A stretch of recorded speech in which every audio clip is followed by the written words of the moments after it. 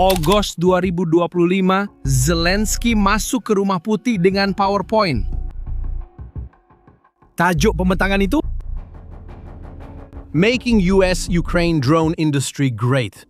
Dia memilih kata-kata itu dengan berhati-hati. Ia adalah slogan Trump, Make America Great Again, cuma diubah.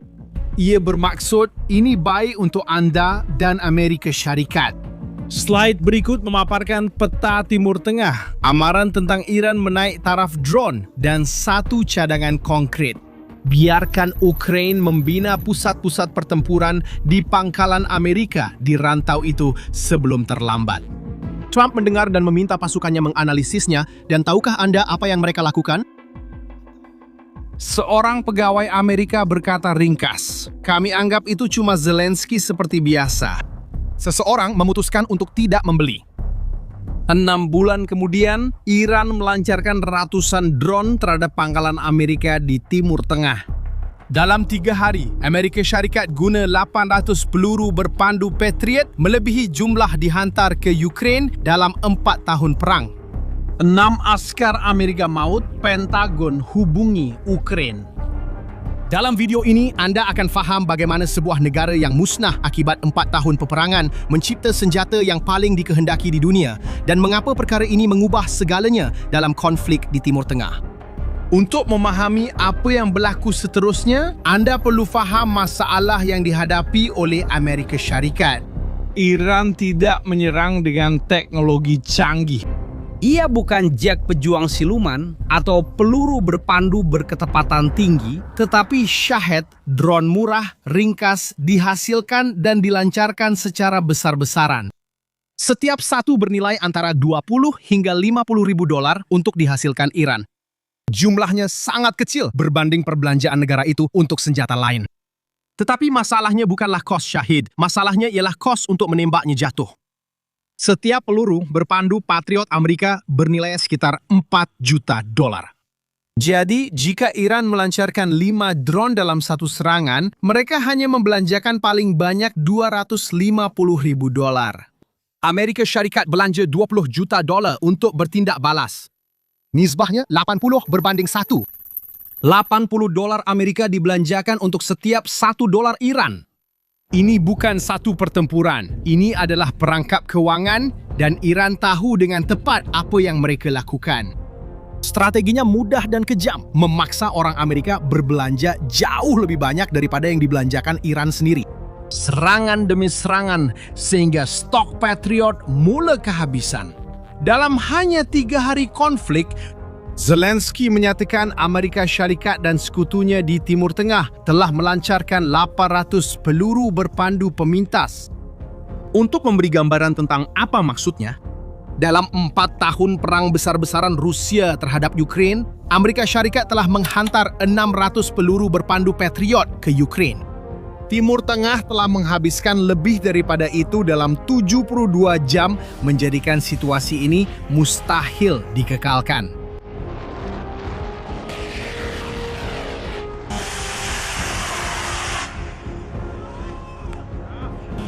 Dan pada saat itulah Pentagon teringat tentang pembentangan yang telah diabaikan kira-kira 6 bulan sebelum itu. Permintaan bantuan secara rasmi tiba di Ukraina pada 5 Mac. Zelensky menulis di X, "Kami menerima permintaan daripada Amerika Syarikat untuk sokongan khusus dalam perlindungan terhadap Shahed di rantau Timur Tengah." Dia segera memberi jawapan. Pasukan Ukraina berlepas ke Jordan untuk lindungi pangkalan Amerika di sana. Namun kemudian, sesuatu berlaku yang benar-benar menggambarkan hubungan kedua-dua negara ketika itu. Cuba fikirkan apa yang Anda akan lakukan jika tentera Anda sendiri meminta bantuan secara rahsia, sedangkan Anda secara terbuka mengatakan tidak memerlukannya. Sementara pakar-pakar Ukraina pergi ke Timur Tengah atas permintaan Pentagon sendiri, Presiden Donald Trump muncul di radio Fox News dan berkata secara terus terang, "Tidak, kami tidak perlukan bantuan mereka untuk pertahanan drone." Berhenti sejenak dan pikirkan tentang itu. Pentagon telah meminta bantuan. Orang Ukraina sudah dalam perjalanan dan Presiden AS Serikat secara terbuka menyatakan tidak memerlukan mereka. Zelensky tidak membalas dengan marah, beliau membalas dengan fakta dan terus menghantar pakar. Sebenarnya, apa yang Ukraina miliki yang dunia belum tahu? Bagaimana negara yang hancur akibat 4 tahun perang kini menjadi rujukan utama dunia dalam pertahanan drone? Jawabannya ada nama dan bernilai $2,000. Saya sedang bercakap tentang Sting. Reuters menggambarkan drone itu seperti lampu lava yang bersayap, terbang dengan bunyi melengking yang menakutkan. Itu satu gambaran yang tepat.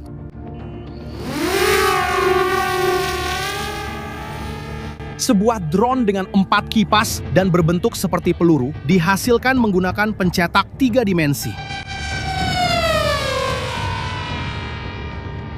Engine diarahkan ke hadapan, bukan ke atas.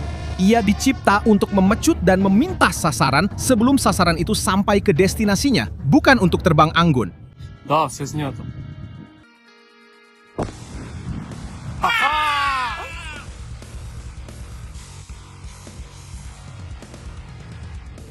Sting boleh mencapai 280 km sejam, mempunyai jarak sehingga 37 km bergantung pada variannya, dan beroperasi pada ketinggian melebihi 3 km.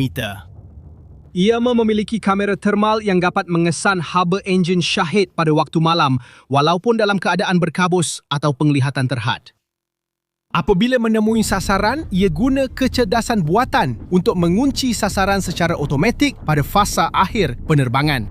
Pengendali boleh memusnahkannya dengan hentaman terus atau mengaktifkan letupan pada masa yang tepat. Bahan letupan itu seberat 500 gram, cukup kecil untuk mengekalkan kos yang rendah dan cukup besar untuk memusnahkan Shahid. Berapa anggaran kos untuk menjatuhkan drone ini dengan penyelesaian yang Ukraina bangunkan? Saya sangat kagum apabila mengetahuinya.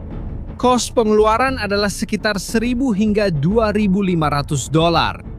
Pengendali drone ini bukan pakar yang dilatih di Akademi Tentera. Juru terbang drone FPV berpengalaman boleh belajar guna Sting dalam 3 hingga 4 hari latihan. Di Ukraina selepas 4 tahun perang drone, juru terbang seperti ini ada di mana-mana. Seorang daripada mereka bernama Paskudnyk, nama perang yang bermaksud lelaki tidak menyenangkan dalam bahasa Ukraina. Sebelum perang, dia tukang kayu. Hari ini, dia mengendalikan Sting dari dalam van yang diubah suai di padang terbuka bersama pasukan 12 hingga 15 orang yang tersebar beberapa kilometer dengan sokongan radar. Reuters bertanya, bagaimana rasanya mengendalikan drone dalam pertempuran? Paskudnyk beri jawaban paling logik. Anda perlu alami sendiri, sukar digambarkan dengan kata-kata. Angka-angka itu sudah cukup jelas. Sejak digunakan secara meluas pada Jun 2025, Sting telah menembak jatuh hampir 4.000 drone Rusia. Pada Desember tahun itu, ia menjadi pemintas pertama di dunia yang memusnahkan Geran 3 versi bermotor jet bagi Shahed Rusia.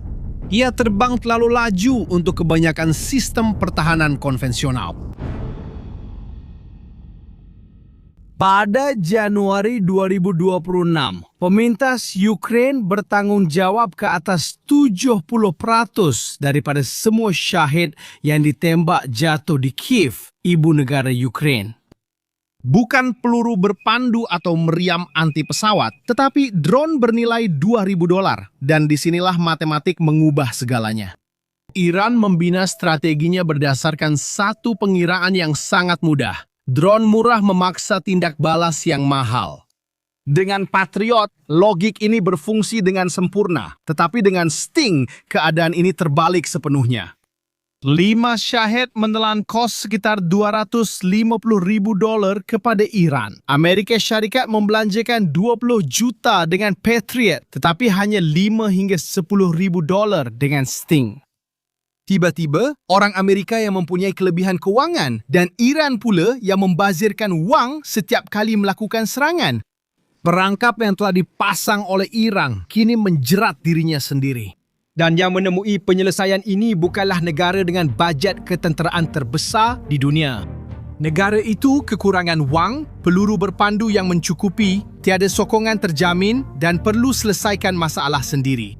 Namun apa yang dibawa Zelensky ke Timur Tengah bukan hanya drone murah. Pada 17 Mac 2026, beliau berucap di Parlimen Britain di London di hadapan ahli parlimen, pemimpin NATO dan media antarabangsa. Beliau bukan pergi untuk meminta sokongan, beliau pergi untuk menunjukkan apa yang telah dibina oleh Ukraine. Beliau berkata kepada parlimen, terdapat 201 rakyat Ukraine di Timur Tengah dan di wilayah Teluk pada masa ini dan 34 lagi bersedia untuk berlepas.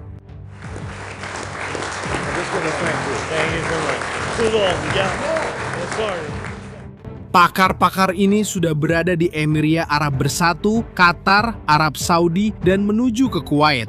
Mereka tidak pergi ke sana untuk menjual produk dalam kotak. Mereka pergi ke sana untuk mengajar satu cara bertempur yang mengambil masa 4 tahun untuk dibina di medan perang, serangan demi serangan, drone demi drone. Sekarang bayangkan seorang komander tentera duduk di dalam bilik operasi memegang iPad biasa. Peranti yang Anda biasa guna untuk menonton video. Sebaliknya, di skrin dia melihat setiap serangan drone secara masa nyata, setiap drone yang ditembak jatuh disahkan dengan video, dan dari mana setiap ancaman datang. Dengan satu sentuhan, dia menggerakkan semua sistem pertahanan ke posisi yang betul sebelum syahid seterusnya muncul di radar. Ini bukan fiction science. Ini sistem yang didedahkan Zelensky dalam ucapan itu dan sudah digunakan beliau, Perdana Menteri, Menteri Pertahanan, serta komander di medan perang setiap hari. Apa yang Ukraine sedang ekspor bukan sekadar senjata, tetapi satu pakej lengkap, drone, latihan dan sistem maklumat masa nyata ini yang mengubah mana-mana pangkalan tentera menjadi rangkaian pertahanan pintar. Menurut laporan Wall Street Journal, Saudi Aramco, syarikat minyak terbesar di dunia, telah memulakan rundingan untuk membeli drone dari Ukraine untuk melindungi ladang minyak mereka. 11 negara telah meminta bantuan secara rasmi. United Kingdom menandatangani kerjasama dengan Ukraine. Orang Ukraine menyediakan pengetahuan dan orang British menyediakan kilang. Mereka bekerjasama untuk menghasilkan dan mengedarkan sistem ini ke seluruh dunia. Dalam ucapan di London, Zelensky merumuskan segalanya dengan satu ayat yang ringkas. Jika syahid perlu dihentikan di Emiria Arab Bersatu, Eropah atau United Kingdom, kami boleh lakukannya. Sekarang fikirkan sejenak tentang kesannya, berapa banyak serangan yang boleh dielakkan. Ia mengganggu untuk difikirkan, namun melihat situasi sekarang, saya teringat kata-kata Mark Twain, sejarah tidak berulang, tetapi ia berima. Lihatlah, sejarah peperangan penuh dengan detik di mana senjata paling murah mengalahkan yang paling mahal. Lastik melawan pedang, musket melawan perisai, drone $2.000 melawan peluru berpandu 4 juta. Corak sama sering muncul, siapa belajar awal pasti ada kelebihan. Pada Agustus 2025, Zelensky ke Rumah Putih dengan PowerPoint dan digelar Zelensky tetap Zelensky, namun pulang tangan kosong. Pada Mac 2026 di Parlimen British, beliau menyatakan sesuatu yang mendalam. Rezim Rusia dan Iran adalah saudara dalam kebencian, dan itulah sebabnya mereka juga sekutu seperjuangan. Dan kita mahu rejim yang dibina atas kebencian tidak pernah menang dalam apa jua perkara. Cuba fikirkan, kita sedang bercakap tentang sebuah negara yang masih berperang, yang tidak pernah menerima sistem Patriot yang mencukupi, yang diabaikan di Rumah Putih. Membina penyelesaian sendiri kerana tiada pilihan, kemudian mengubahnya menjadi antara teknologi ketenteraan paling dicari di dunia. Seperti yang Anda boleh lihat, Ukraine tidak menunggu untuk dihormati sebelum bertindak. Mereka telah bertindak, dunia kini belajar daripadanya. Sekarang saya ingin tahu pendapat Anda. Adakah Anda percaya bahawa jika Amerika Syarikat telah menerima cadangan Zelensky pada Ogos 2025, konflik di Timur Tengah akan mengambil haluan yang berbeza? Tinggalkan pendapat Anda di komen. Jika kandulan ini membuat Anda berfikir, kongsikan dengan yang berminat dan langgan saluran ini jika belum. Inilah masanya. Konflik ini berubah lebih cepat daripada media mampu mengikutinya. Jika Anda mahu tahu apa yang berlaku, Anda tahu di mana mencarinya. Jumpa lagi.